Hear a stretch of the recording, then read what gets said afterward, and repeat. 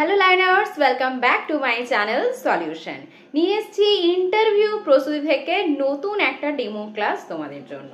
তো আজকে যে টপিকটার উপর আমি ডিসকাশন করব অর্থাৎ ডেমো দিয়ে দেখাবো সেটা হচ্ছে চতুর্থ শ্রেণীতে আমাদের পরিবেশ বইয়ের দেখবে কখনো কঠিন, কখনো তরল, কখনো গ্যাসীয়, অর্থাৎ কঠিন, তরল, গ্যাসীয় এই তিনটে টপিক। খুব সুন্দর একটা টপিক। এই টপিকটা আমি যখন ডিএলএড করেছিলাম তো এটা আমি কিন্তু ফাইনাল টিচিংয়ে দেখিয়েছিলাম। কেননা দেখবে যখন আমরা ডিএলএড করেছি প্রত্যেকেই দেখবে টিএলএম যেটা টিচিং লার্নিং মেটেরিয়াল, তো এই টিচিং লার্নিং মেটেরিয়ালে সবসময় বলে low cost and no cost material. Okay, তো low cost no cost material use করে আমি কিন্তু এই টপিকটার উপর ডেমো দিয়েছিলাম। খুব সুন্দর একটা টপিক, তাই প্রত্যেককেই বলবো যারা সায়েন্স ব্যাকগ্রাউন্ড রয়েছে বা যারা সায়েন্স ব্যাকগ্রাউন্ড নয় তারাও কিন্তু এই টপিকটার উপর ডেমো দিতে পারো। খুব সুন্দর, টিএলএম ছাড়া তোমরা কিন্তু ভালোভাবে এই টপিকটার উপর ডেমো দিতে পারবে। তাই প্রত্যেককেই বলবো প্রথম থেকে শেষ অবধি ভিডিওটা দেখো, আশা করি প্রত্যেকের ভালো লাগবে। আর ভিডিওটা ভালো লাগলে তোমরা জানো কি করতে হবে, লাইক করতে হবে, শেয়ার করতে হবে, এবং যারা আজকে চ্যানেলে নতুন প্রত্যেককে বলবো চ্যানেলটাকে অবশ্যই সাবস্ক্রাইব করে দিও, এবং যারা টেলিগ্রাম চ্যানেলে এখনো যুক্ত হওনি অবশ্যই কিন্তু টেলিগ্রাম চ্যানেলে যুক্ত হয়ে যেও। অনেক প্রশ্ন উত্তর দিয়েছি, তার সঙ্গে প্রত্যেকটা শ্রেণীর যে পাঠ্যপুস্তক সেই পাঠ্যপুস্তকের কিন্তু পিডিএফও সমস্ত আমার টেলিগ্রাম চ্যানেলে আপলোড করা আছে। তাই যারা এখন অবধি যুক্ত হওনি অবশ্যই আমার টেলিগ্রাম চ্যানেল সলিউশনে যুক্ত হয়ে যেও। চলো তাহলে আর কিসের অপেক্ষা, শুরু করে দিই আজকে আমাদের class. Let's start. Good morning students, কেমন আছো প্রত্যেকে? ভালো আছো তো? হ্যাঁ, আমিও খুব ভালো আছি। আচ্ছা, আগের দিন আমরা পরিবেশ থেকে কি পড়েছিলাম? কে বলবে আমাকে? বলো বলো, আগের দিন আমরা কি পড়েছিলাম পরিবেশ থেকে?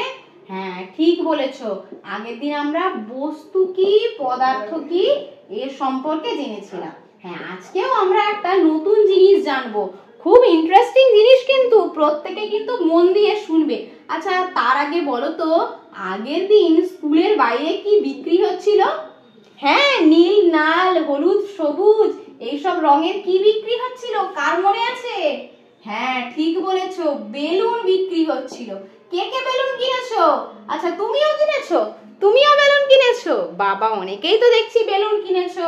আচ্ছা, এবারে আমাকে একটা জিনিস বলো তো, জিজ্ঞাসা করছি, সবাই কিন্তু মন দিয়ে শুনবে। হ্যাঁ, আমার কথা মন দিয়ে শুনো, কেউ কিন্তু দুষ্টুমি করবে না।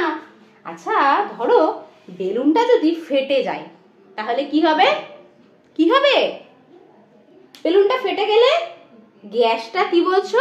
ছড়িয়ে পড়বে। বা খুব সুন্দর বলেছো তো, বেলুনের মধ্যে গ্যাসটা কি হবে না ছড়িয়ে পড়বে যদি বেলুনটা ফেটে যায়। হ্যাঁ, একদম ঠিক বলেছো। আচ্ছা, এইরকম গ্যাস ছড়িয়ে পড়ে এরকম আরো কয়েকটা উদাহরণ তোমরা দিতে পারবে? বলো বলো, চেষ্টা করে দেখি। হ্যাঁ, উনুনের ধোঁয়া, আর কি বললে? ধূপের ধোঁয়া। হ্যাঁ, ঠিক বলেছো, এরকম উনুনের ধোঁয়া, ধূপের ধোঁয়া এগুলো কি গ্যাস? এগুলো কি হয়? এগুলোকে কি খোলা জায়গায় আমরা ধরে রাখতে পারবো? ধরে রাখতে পারবো না। এগুলো কি হবে না ছড়িয়ে পড়বে। আচ্ছা, এরকম আরো একটা গ্যাস তোমরা কিন্তু কেউ আমাকে বললে না, যেটা কি হয়, যেটা ছাড়া আমরা বাঁচবই না, যেটা যখন আসে কি হয়, গাছের পাতা দুলিয়ে দিয়ে যায়। কে বলবে আমাকে? ঠিক বলেছো, হাওয়া। হাওয়ার মধ্যে কোন গ্যাসটা আমরা নিই? অক্সিজেন নিই। আর কোন গ্যাসটা আমরা ত্যাগ করে দিই? Carbon die oxide. একদম ঠিক বলেছো। তাহলে এটাও এক প্রকারের গ্যাস। এই যে আমরা ধরো শ্বাস নিচ্ছি, শ্বাস ত্যাগ করছি, এটা কি গ্যাস? দেখো, প্রত্যেকে শ্বাস নিয়ে দেখো। কেউ কি চোখে দেখতে পাচ্ছো? চোখে আমরা দেখতে পাচ্ছি না, তাহলে এগুলো কিসের উদাহরণ? গ্যাসের উদাহরণ। এগুলো কি হয়, বাতাসে ছড়িয়ে থাকে, এগুলো আমরা চোখে দেখতে পাই না, এর কিন্তু কোনো আকারও থাকে না। আচ্ছা, আমাকে কেউ একজন জলের বোতলটা দাও তো। আচ্ছা আচ্ছা, ঠিক আছে ঠিক আছে, নিজের কাছে রাখো, প্রত্যেকে দিতে হবে না, একটা দাও তাহলেই হবে। আচ্ছা, এবারে বলো তো, এই যে জলের বোতলটা যদি আমরা একটা মগের মধ্যে ঢেলে দিই তাহলে কি হবে? বোতলে যেমন জলটা লাগছিল মগেও কি সেরকম একই দেখতে লাগবে? কি বললে? একই দেখতে লাগবে না। কেন লাগবে না? ঠিক বলেছো, কেননা এটা কি গড়িয়ে যায়। কি বলেছো? গড়িয়ে যেতে পারে। আচ্ছা, ধরো জলের বোতলটা আমরা মেঝেতে ঢেলে দিলাম, জলটা মেঝেতে ঢেলে দিলাম, তাহলে কি হবে? ওটা গড়িয়ে চলে যাবে। হ্যাঁ একদম ঠিক বলেছ। আচ্ছা এইরকম আরো কয়েকটা জিনিসের উদাহরণ বলো তো যেগুলো গড়িয়ে যেতে পারে। কি বললে? কেরোসিন তেল। তুমি কি বলছো? সর্ষের তেল। হ্যাঁ, কেননা এগুলোকে আমরা কি বলি? তরল বলি। কি বলি? তরল বলি। এগুলো কি হয়? এক স্থান থেকে অপর স্থানে গড়িয়ে যেতে পারে, আর যখন যে পাত্রে রাখা হয় সেই পাত্রেরই আকার ধারণ করে। এগুলোকে আমরা কি বলি? তরল বলি। একটু আগে আমরা কি জানলাম? গ্যাস সম্পর্কে জানলাম বা গ্যাসীয় পদার্থ সম্পর্কে জানলাম, আর এখন আমরা তরল পদার্থ সম্পর্কে জানলাম। আচ্ছা এবারে বলো তো, তোমাদের বই খাতাগুলো কি গড়িয়ে যেতে পারবে? বা এই যে বোর্ডে আমি লিখছি, এই বোর্ডটা কি গড়িয়ে যেতে পারবে? এই ডাস্টারটা গড়িয়ে যেতে পারবে? গড়িয়ে যেতে পারবে না। কেন না? কেন গড়িয়ে যেতে পারবে না? কেন? এগুলোর নিজস্ব আকার আছে। হ্যাঁ, এগুলো তো তরল নয়, তাই এগুলোকে আমরা কি বলি? কঠিন পদার্থ বলি। কি বলি? কঠিন পদার্থ বলি। এগুলোর কি আছে বললাম? নিজস্ব আকার আছে। এরকম আরো কয়েকটা কঠিন পদার্থের উদাহরণ দাও তো। আরো কয়েকটা কঠিন পদার্থের উদাহরণ দাও আমাকে। কি বললে? বালি। তুমি কি বললে? ইট। আচ্ছা তুমি কি বললে? বোতল। হ্যাঁ, কিন্তু বোতলের জলটা নয়। ঠিক বলেছো। হ্যাঁ, তাহলে আজকে আমরা কি জানলাম? কঠিন পদার্থ, তরল পদার্থ আর গ্যাসীয় পদার্থ সম্পর্কে জানলাম। প্রত্যেকে কিন্তু নিজের খাতায় 5টা করে উদাহরণ লিখে নিয়ে আসবে। এই কঠিন পদার্থ থেকে, তরল পদার্থ থেকে আর গ্যাসীয় পদার্থ থেকে 5টা করে উদাহরণ নিজের খাতায় লিখবে। কেমন? আর তাহলে এবারে বলো আমাকে, এর মধ্যে কোন পদার্থের নিজস্ব আকার আছে? কে বলবে আমাকে? হ্যাঁ ঠিক বলেছো, কঠিন পদার্থের নিজস্ব আকার আছে, কিন্তু তরল পদার্থ আর গ্যাসীয় পদার্থের নিজস্ব কিন্তু আকার নেই। আচ্ছা এবারে একটা উদাহরণ আমাকে দাও তো, যে বস্তুটার 3টে অবস্থায় দেখা যায়, মানে তাকে আমরা তরলেও দেখতে পাবো, আবার কঠিনেও দেখতে পাবো, আবার গ্যাসীয়তেও দেখতে পাবো। কেউ বলতে পারবে? কি বললে? জল। বাবা খুব ভালো বলেছো, জল। এই দেখো, জল তোমাদের বোতলের জল কি হয়? বোতলের জল কি হয়? তরল।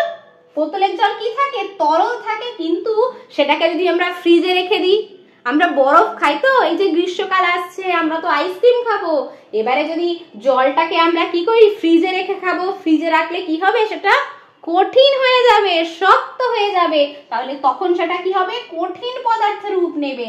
আর যখন এটাকে ধরো বরফটা আমরা হাতে যদি ধরে রাখি, কি হবে? আস্তে আস্তে বরফটা গলতে শুরু করবে, তাই তো? হ্যাঁ, তারপরে কি আবার তরল হয়ে যাবে।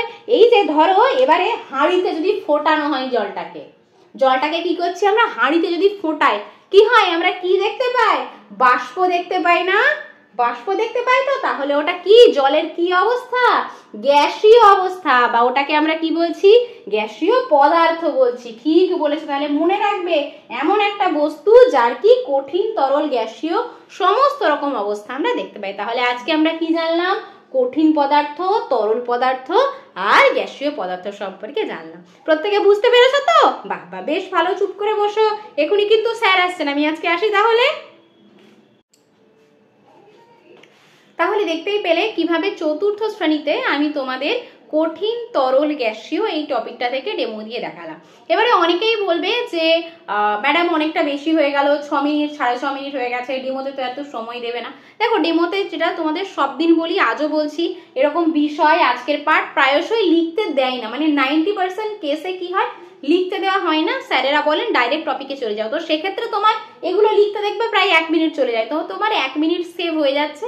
আর তখন কি হবে? তোমরা ডাইরেক্ট টপিকে চলে যাবে, যে আগের দিন কি পড়িয়েছো এটা এসব বলার দরকার নেই।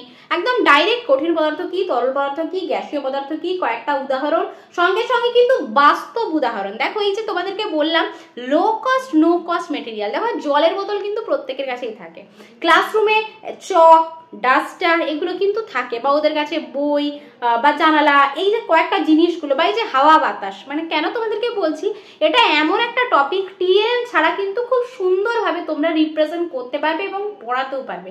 এবারে তোমরা বলতে পারো যে যেহেতু কঠিন, তরল, গ্যাসীয়, তো এই টপিকটা থেকে সায়েন্সের কিছু প্রশ্ন আসতে পারে। তো এই যে কোয়েশ্চেনগুলো আমি তোমাদের ডেসক্রিপশন বক্সে দিয়ে দেবো, কি ধরনের প্রশ্ন জিজ্ঞাসা করতে পারে। তোমরা ডেসক্রিপশন বক্সটা একটু চেক করো, তার সঙ্গে আমি টেলিগ্রাম চ্যানেলেও দিয়ে দেবো কি ধরনের 14-15টা কোয়েশ্চেন আমি তোমাদের দিয়ে দেবো, কি ধরনের প্রশ্ন জিজ্ঞাসা করতে পারে ইন্টারভিউ বোর্ডে।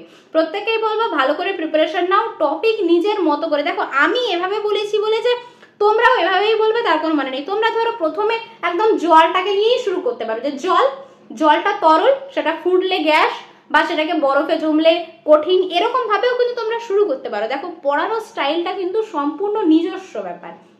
সবাই কিন্তু আমি যেমন ভাবে রিপ্রেজেন্ট করলাম তোমাদেরও কিন্তু একই রকম ভাবে রিপ্রেজেন্ট করতে হবে, তার কোনো মানে নেই। যেটা বলছি বারবার করে, সম্পূর্ণ নিজস্ব বিষয়। তুমি কোন ওয়ার্ডগুলো ইউজ করলে বা কিভাবে পড়ালে তুমি স্বচ্ছন্দ হবে বা কমফোর্টেবল হবে, এটা সম্পূর্ণ নিজের ব্যাপার। তাই এই বিষয়টা মাথায় রেখো। তবে টপিক থেকে ছাড়িয়ে যেও না বা এক্সট্রা কিছু বলতে যেও না, ঠিক আছে? অফ টপিক কোনো কথা বলো না, যেটুকু দরকার। এটা তো 4র্থ শ্রেণী, তো মোটামুটি ভাবে একটু ওরা বয়সে বড়, বুঝতে পারবে। তো আশা করি তোমরা জানো যে 4র্থ শ্রেণীতে কিভাবে মানে কতটা সাবলীল ভাবে পড়াতে হবে। আর কনফিডেন্স রেখো, অবশ্যই কনফিডেন্স ব্রেক করো না। আর কথা বলতে বলতে যদি কোনো হয়তো কথা ভুলে যাও, কিন্তু থেমে যেও না, ঠিক আছে? আরেকটা কোয়েশ্চেন আমাকে একজন জিজ্ঞাসা করেছিল যে যদি আমাদের টপিক চলাকালীন আমাদেরকে থামিয়ে দেয়, ঠিক আছে, তুমি ওখানেই থেমে যাবে, আর এক্সট্রা করে কিছু বলার দরকার নেই। এরকমই হয়, ঠিক আছে? যদি থামিয়ে দেয় নয়, তোমাদেরকে থামিয়ে দেবে, মানে ওনারা দেখে নাই যে তোমার 2 মিনিট কি 3 মিনিট, তোমাকে দেখে নাই যে তুমি কিভাবে রিপ্রেজেন্ট করছো বা মেন টপিকে তুমি কতটা ফোকাস করছো। তোমার পড়ানোর টেকনিক কিন্তু 2-3 মিনিটেই ওনারা ধরে নেন, ঠিক আছে? তো তাই এটা নিয়ে চিন্তা করার কিছু নেই, যদি থামিয়ে দেয়, যদি না আমি আমার টপিকে প্রবেশ করতে পারি, কোনো ব্যাপার নেই। তুমি যতটা সম্ভব 2-3 মিনিটে তুমি 2-3 মিনিটই পড়াবে, ঠিক আছে? তো এটুকুই বলার, প্রত্যেকেই ডেমো প্র্যাকটিস করো। আর কোন কোন টপিকের উপর তোমাদের ডেমো দরকার অবশ্যই আমাকে কমেন্ট বক্সে কিন্তু কমেন্ট করো।